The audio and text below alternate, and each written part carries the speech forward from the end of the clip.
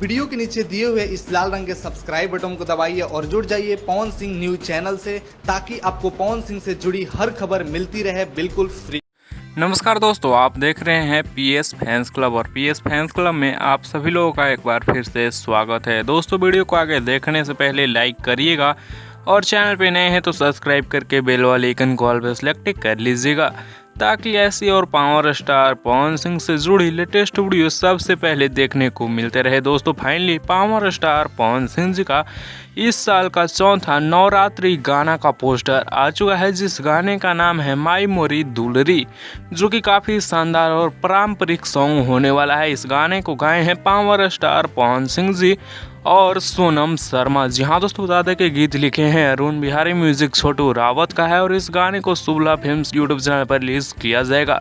इस गाने को कब रिलीज किया जाएगा ये तो नहीं बताया गया है, लेकिन इस गाने को कमिंग सून में रखा गया। हो सकता है कि ये गाना कल शाम तक सुनने को मिल जाए, जो कि काफ़ी ज़बरदस्त और काफ़ी शानदार सॉन्ग होने वाला है। दोस्तों, अब तक जितना भी गाना आया है इस साल सबसे हटके गाना होने वाला है, काफ़ी ज़बरदस्त होने वाला है।